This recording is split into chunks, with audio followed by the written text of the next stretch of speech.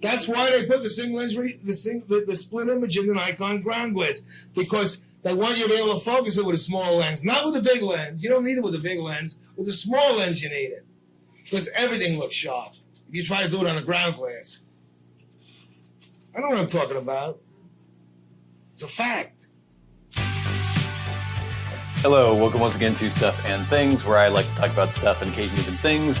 I'm your good friend Bradley, and today, that's right, we're back to this video of Garry Winogrand. I guess you could say ranting about the differences between an SLR and a rangefinder and why he prefers a rangefinder for his type of photography. Even goes so far as to say that an SLR, a single lens reflex camera, is not a photographic tool. I posted this video a couple weeks ago now, got a lot of views and a lot of response. I have over 220 comments on this video. If we go over some of them, nothing he said made sense except the slapping mirror talk. The rangefinder is sleek and quiet, good for handheld shots at lower shutter speeds. Part of the context here is that well before autofocus got so damn good. He's absolutely correct. Jesus, Leica people are insufferable, overrated, interesting but outdated topic.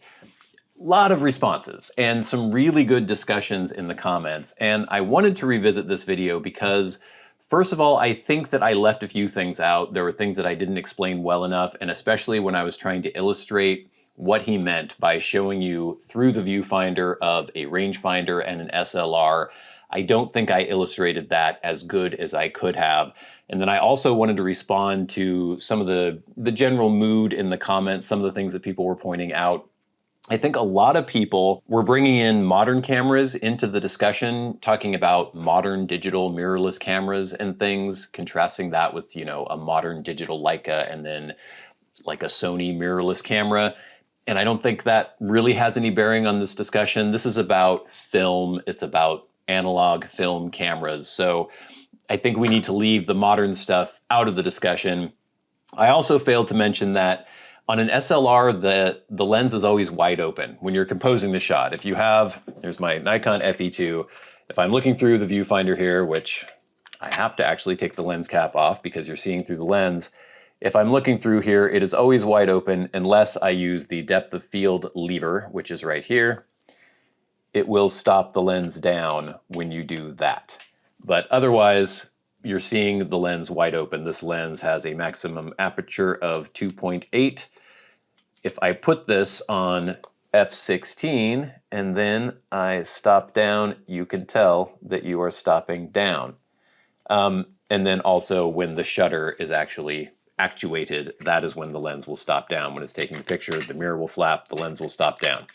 If you had it on, you know, f16 and you were trying to compose, you wouldn't really be able to do that because it would be so dark in the viewfinder.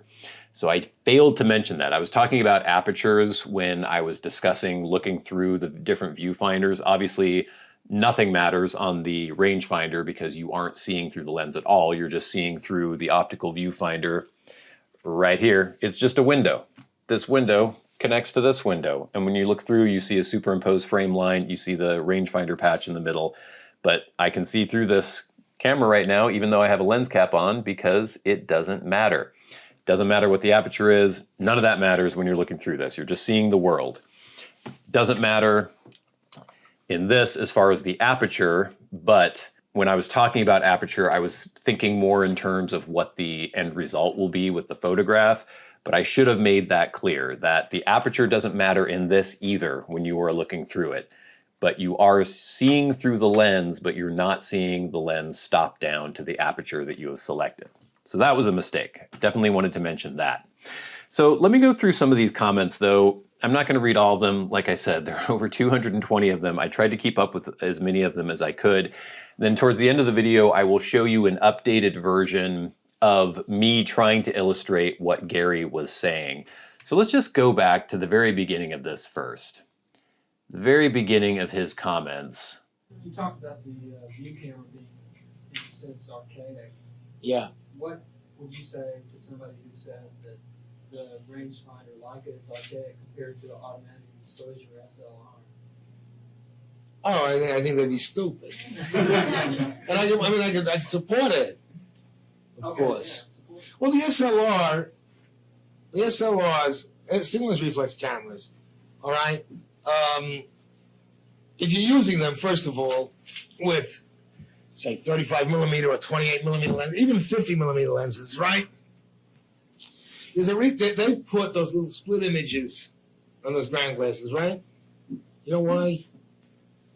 Because when you're using them with relatively small lenses, you can't focus them. Everything looks sharp. So they make rangefinder cameras out of them. When using with big lenses, yeah, you can focus them. This is in focus and that's out of focus. And somehow, you buy photography annual, buy all those annuals, color annuals, and you can see all the SLR pictures. They're always done with big lenses, and there's a big blob of something out of focus, a big blob of color out of focus, and something's in focus. The fact is, you look at those viewfinders, they're not photographic tools. They're illustration tools, and they force the operator, I won't even use the word photographer, to design and make a picture. In the end, make basically an illustration. They're not photographic tools, generally speaking. When you use 50 millimeters, 35, 28, whatever, you have to use them as rangefinder cameras. They don't function as single lens reflexes. Okay, so this is an interesting part that I think a lot of people were maybe misunderstanding or maybe reading into too much. So when he is saying that they're not photographic tools, he's talking about that when he's saying that he can see the images in, the photographic quarterlies that he's looking at, and he can tell they're SLR cameras, he means when they're using long lenses. He doesn't mean when they're using wide-angle lenses. His whole contention is basically that if you're using a wide-angle lens, like this 35 that I have on my FE2 right now, on an SLR, that it's basically functioning as a rangefinder. He says that they have a rangefinder in here. It's not really. It's a split prism. It's focusing differently than a rangefinder does. A rangefinder is coupled, the lens is coupled to a lever in here. It's not the same principle, but you get what he means. Basically, there's a split image here. When you have a wide-angle lens and you're looking through the camera, everything looks more in focus than it would if you had a longer lens. If you had even a 100 millimeter lens on here, it will be very obvious what's in focus and what isn't in focus. And so you don't even need the focusing aid in his contention when you have a long lens, because you can just tell what's in focus and what isn't because the lens is so long. When you have a wide angle lens on an SLR, you need that split prism to tell when you're in focus because everything looks pretty close to in focus. Now again, that's not talking about the extremes of the focus throw. If you are focusing super close, like if I have this set at, under 0.3 meters, obviously anything that's like 6 feet away is going to look out of focus. But if you're typically in the mid-focal range where you would be typically taking pictures, everything's gonna look in focus for the most part. So that was his point. It's not that you could tell if an SLR camera took a picture when it was using a 28 millimeter lens. That's not what he means. He means that when you're using a long lens on an SLR, you can tell that it's an SLR picture. But let's get into some of these comments here. We have Enrico De Harder, I believe, who says, I think you didn't get what he meant. You do know you don't look through the lens at f11. Looking through the viewfinder of a Nikon FE2, you always see the picture of a wide open lens. You need to use the depth of field lever to show the f11. But if you did use the depth of field lever in your apartment, you probably would have seen the teddy bear almost was in focus. Yes, and that is true. What Winogrand means is that you don't need the see-through lens part of the SLR, because when you use f11 on a 28 millimeter, you don't need accuracy. That means you don't need the mirror construction. With the 28 millimeter, you don't even need a coupled rangefinder patch. For the most part, you could probably just guess your focus based on distance scale. You can also guess the distance and look at the scale on the lens, as he says. Many people seem to bring this argument forward to digital SLRs versus RF. We're talking about film here. Exactly. So I got various versions of that comment, and that's what we talked about when I was saying that you don't need to talk about the aperture when you're talking about looking through the lens on an SLR. It's only when it's stopped down. We also have many people giving various versions of the comment, just like, hey, use whatever you like, it doesn't really matter. We have at the lifetimes of a multiple medium, who says, I love Garry Winogrand. He's definitely one of my street photography icons, but this is nuts. Choose whatever system suits you, but to call an SLR not a photographic tool is nuts.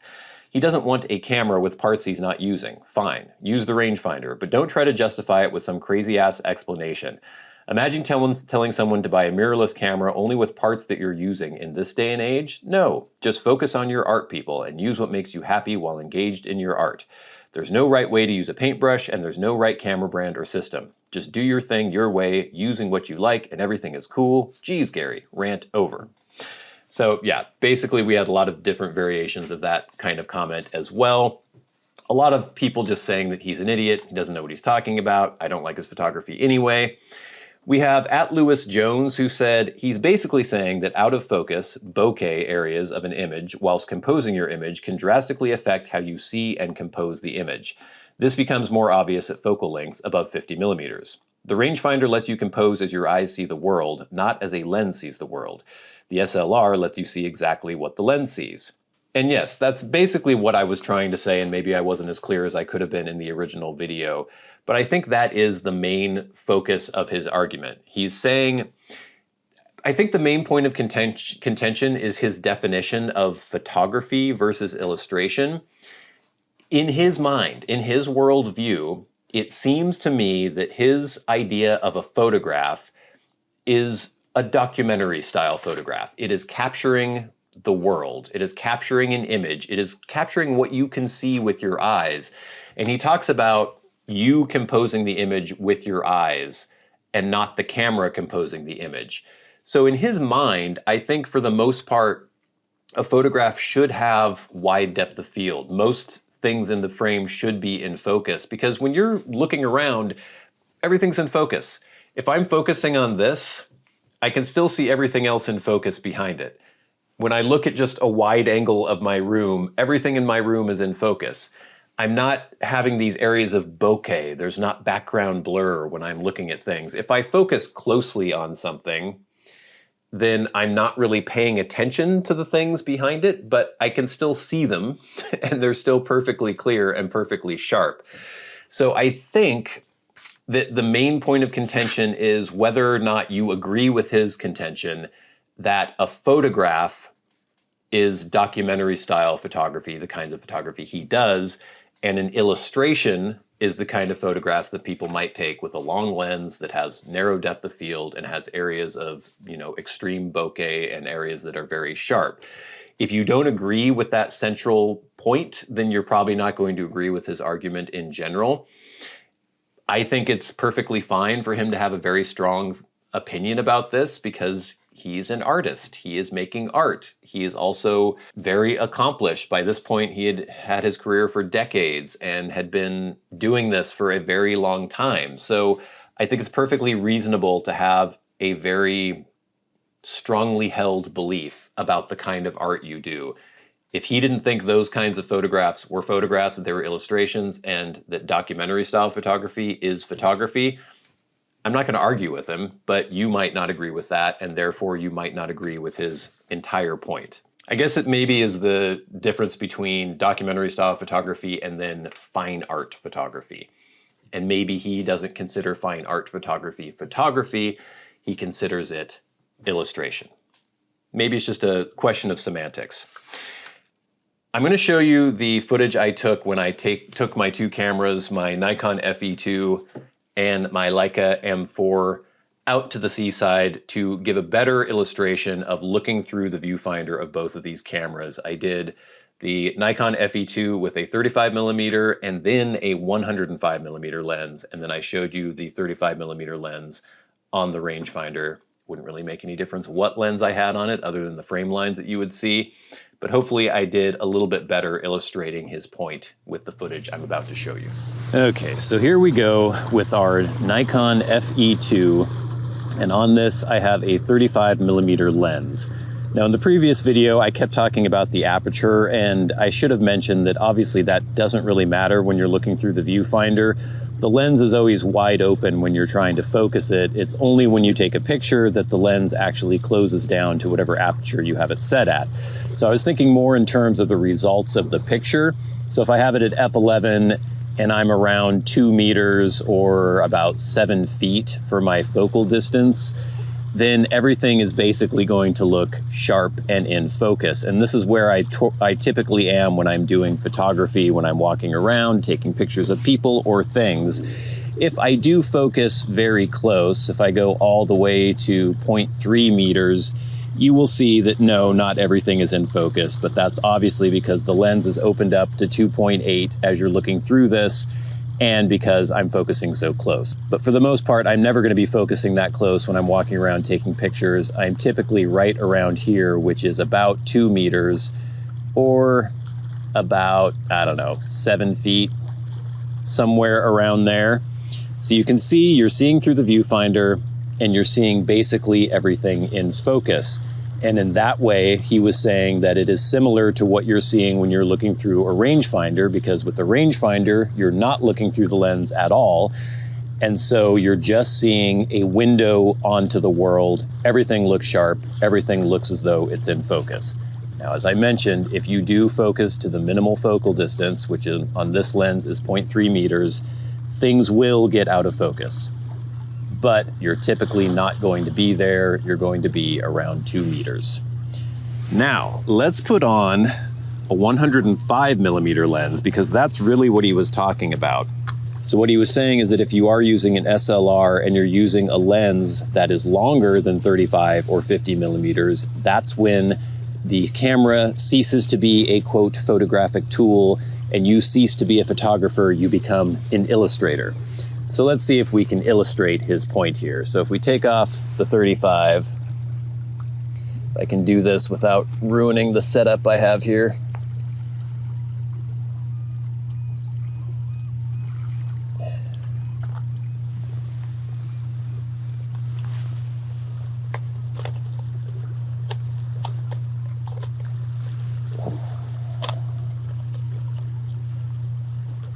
Okay, so here is a 105. Right now I am focused to infinity, and you'll already be able to see as I throw focus a little bit, if I go to that 2 meters section, or if I go to that 2 meter area where I was before, this is 2 meters.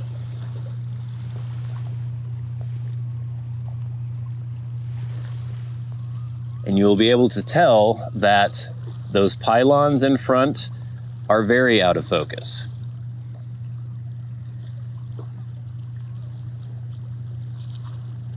If I focus out to infinity, you can see how the scene changes. I'm going to throw focus all the way back. Here we are at about 2.5 meters. Here's 2 meters. Here's 1.5 meters, or about 5 feet. Here we have 4 feet, 3.5 feet. This is 1 meter, and that's just slightly past 1 meter is the minimal focal distance here. So we're not typically going to be that far. As I was mentioning before with the 35, I'm going to be with the 100 millimeter lens, you know, at least probably around 2 meters, and that's where we are right here. But you can see the parts that are in focus, the parts that are out of focus. And he was talking about these blurry blobs. He's talking about bokeh. He's talking about how this might affect the way you try to create a picture. And his whole point is that you probably shouldn't be trying to make a picture or make an illustration, as he put it. You should be a photographer, not an illustrator. So here we are, all the way out at infinity again. If I go to about 15 feet, it's hard to tell what's in focus looking at the GoPro screen that I have here, but I'm assuming those pylons are, I don't know, they're probably closer to maybe even 30 feet, right around here. So they should be pretty close to in focus right now. But then if I go out to infinity, you can just see as I go through the entire throw that you're not seeing everything in your viewfinder in focus. And his contention is that as you see blobs of things that are in focus and out of focus, it's going to cause you to create a picture based upon that depth of field. And here we are looking through the Leica M4. Now the Leica M4 is the camera that Garry Winogrand was using most of the time throughout much of his career. And this is what he was talking about when he was saying that when you're looking through a rangefinder, you are seeing the world. You're not seeing a manipulated image of the world based upon seeing the world through the lens on your SLR. So obviously the focus is not going to make any difference to anything in this viewfinder other than that focus patch. So as I go through these different focal distances here, right now I am at the 0.73. Here I am getting to about 3 feet, 1 meter, 4 feet, 1.2 meters. Here I am right at 7 feet, 2 meters, around there. And nothing is going to change in the viewfinder whatsoever. You can see my finger in the viewfinder. So it doesn't matter what your aperture is, doesn't matter what your aperture is on the SLR either, but with a 35mm lens on a rangefinder, everything is always going to be in focus. Everything's always going to be in focus no matter what lens you have on the rangefinder.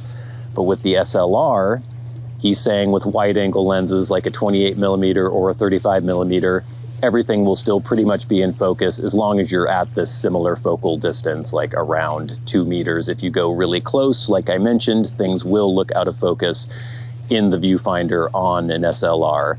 But at this typical focal distance, everything will look in focus. And so he said you might as well use a rangefinder because it doesn't have all the extra things you don't need, like mirrors flapping, as he mentioned. But if you go to a longer lens, like a 100mm, like I showed you on the SLR, then not everything will look in focus in your frame. And he thinks, his contention is that the out of focus areas are going to make you choose to take pictures in certain ways. It's going to color the way you photograph things as opposed to just seeing a clear, unobstructed view of the world. And whether or not you agree with that is a whole different thing, but I think I have illustrated that here. You hear what I said? If you, let's say here, I got a 35mm lens on here. Put a 35mm lens on your Nikon and it'll look the same. Everything's gonna look sharp. So what? Well, put a 135 on your Nikon and on this, and it's gonna be very different. And I defy you to resist how what you see in that viewfinder will manipulate you. And it will manipulate you into designing a picture. With 135. With anything with any size, right? Because this is going to be out of focus, and you're going to wind up designing a picture, and then look at the pictures. But you see something different with the 28 too. So I think that's his main point here. He doesn't want the camera and the lens to manipulate him into taking a type of picture that he might not have taken if he was looking through a rangefinder, which doesn't color what you're seeing at all. What you're seeing is just what's there when you're looking through the lens. So the main benefit, I think, for the SLR is that you are looking through the lens. You're seeing exactly what the lens sees. And he sees that as a negative. And I guess it's completely just a matter of your own opinion and what you value as a photographer. Again, I don't think he's wrong. So he's saying that you're supposed to visualize the image before it's taken, not the camera. Because if the camera and the lens are doing it, it might lead you to make compositional choices you might not have otherwise. Since a rangefinder and SLR function in a similar way with wide angle lenses, everything looks in focus, you might as well choose the rangefinder. If you're going to be using a wide angle lens, you might as well choose the rangefinder because it doesn't have all the extraneous things that the SLR has that you don't need. And if an SLR is functioning basically the same as a rangefinder with the wide angle lens, i.e. everything looks in focus when you look through the viewfinder, you might as well use the rangefinder because it's smaller, it's quieter, it's not as bulky, you don't have a mirror flapping. And again, in this video, he says the only reason he would use an SLR is if he had to use a very long lens because he can't get close enough to his subject. So, again, I don't think he does the most amazing job of explaining himself. He's very cantankerous, but I think I get what he means. I think I agree with him. You know, just when I'm using this camera versus this camera, I find this works much better for me. And again, we're talking about film photography, and we're talking about film photography technology from the 70s. So bear that in mind. When I'm using this doing documentary style photography, it works better for me. But I can't use this to do macro photography. I can't do this to do telephoto photography. I couldn't do wildlife or sports. And for the most part, I'm probably going to be doing digital with that anyway. But if I did want to do film with a long lens, I pretty much want to use the SLR. The SLR is more versatile. And I think a lot of people equate versatility and extra functions with being better. And if that's what you value, then it is better for you. But that's obviously not what Garry Winogrand valued. And I have found that with documentary style photography, I'm not going to flatter myself by saying it's the same kind of photography that he did, because obviously he was very good at what he did. But when trying to do documentary style photography, I have found that my Leica M4 just fits like a glove. It is perfect for that role. It is all I need. I don't need anything else.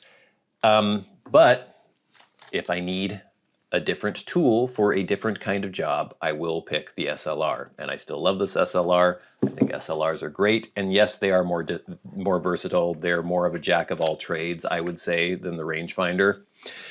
But yeah, I think it's fun. A lot of people were asking, like, why are we even talking about this? Because it's fun. A lot of people were saying that Garry Winogrand seems like a jerk. I think he seems great. I love how cantankerous he is. I love how passionate he is. You can see he's smiling a lot of the time. He gets very, you know, animated about the subject, but I don't think he means any insult to anybody. I had a teacher in college who taught ceramics. I think his name was George Mason. He was older, he was cantankerous, and he was an actual artist. He had been involved in the arts and craft movement in the 50s. And he was very opinionated. He was very annoyed by all the doofuses in the class who kept making bongs over and over again. He had very, very, I'd say, inflexible ideas about what art is and what ceramics could be or should be. And you might say that he was kind of closed-minded, but I learned a lot from him, and I loved his passion. I loved the experience that he had had. And I think Winogrand is the same way. I would have loved to have had him as a teacher, teaching me photography in college. I might not have agreed with everything he would said, but I would have appreciated hearing his perspective on things, instead of someone being very wishy-washy and just saying, oh, whatever you think is fine, whatever this is, you know. It's this both sidesism that we have all the time is actually kind of annoying to me. I like it when someone is passionate about something and, you know, makes a decision. This is what I believe. This is the way it should be. You don't have to agree with him, but I liked it. And I liked this video. Hopefully you liked this video. But until next time, until we meet again, I'm your good friend Bradley. You've been the audience. It's been Stuff and Things, probably for the last time, talking about the rangefinder versus SLR debate. I'll see you later.